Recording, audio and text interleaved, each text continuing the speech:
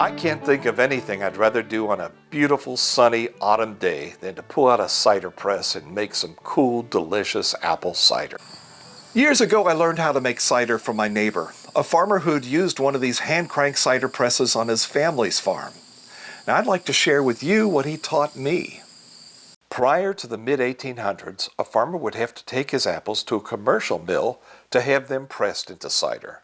By the mid-1800s, smaller cider presses were being manufactured for use on the family farm. Vinegar was essential for pickling and preserving food. A small orchard was needed to make the cider, which could then become vinegar. Many of the small cider presses were manufactured in central Ohio. No doubt they were shipped by railroad throughout the country. What a joy it is to find one of these rusty, dusty, dirty contraptions in the corner of an old barn, having been abandoned for decades. I have restored about a dozen of these. My favorite model is one that was made in Hocking Valley, Ohio.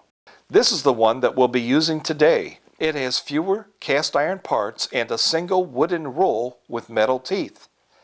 The grinding chamber is all wood, so the apple cider will have very limited contact with a ferrous metal that could change the flavor of the cider.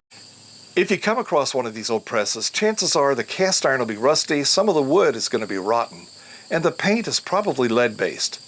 For that reason, it's a pretty good idea to sandblast the cast iron parts and replace the wood with fresh wood and repaint all the pieces. Some of the best apples used for cider can be very hard to find these days. The Ribston Pippin, Golden Russet, and Roxbury Russet were perfect for making cider. Pick from what's available and ripe in your area.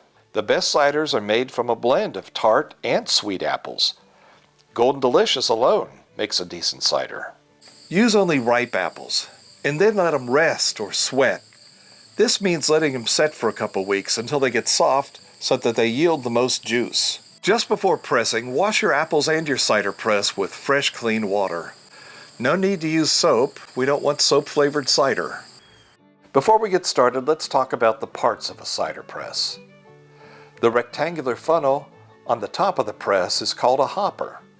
The grinder houses a cylindrical shape with teeth to chop the apple. This part is called a roll.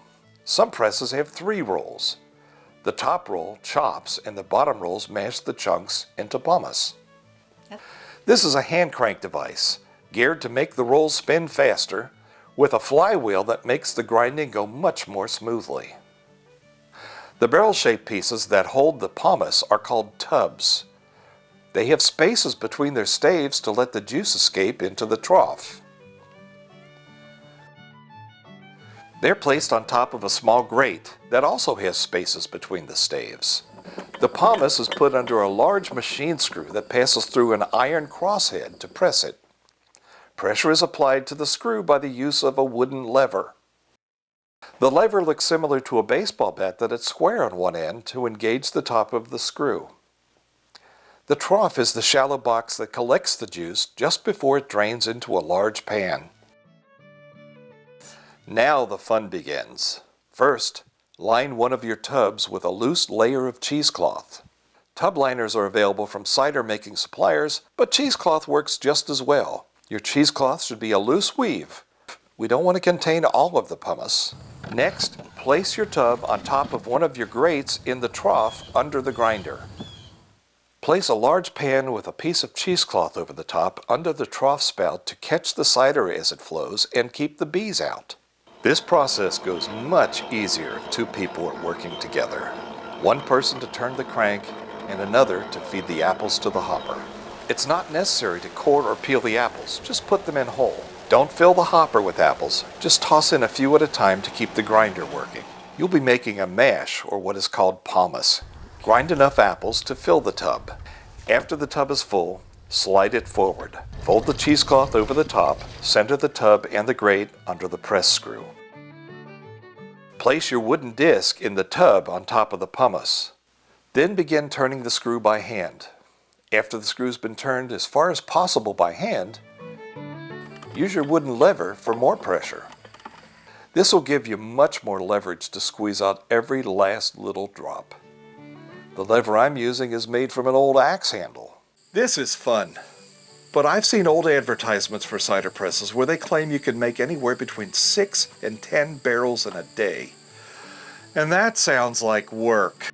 When you have enough cider to bottle, use a funnel to fill your bottles or jugs. After the juice is pressed out of the pomace, what remains can be fed to your chickens or hogs or your neighborhood deer. Composting is not advised because of the high acid content. Now it's time to enjoy the fruit of our labor. So sit back and pour your glass of fresh apple cider. Or wait a while till it bubbles up and ferments and you'll have hard cider. Wait even longer and you'll have apple cider vinegar. I hope I've inspired you to make your own delicious fresh apple cider, or even restore an old hand crank cider press. Enjoy!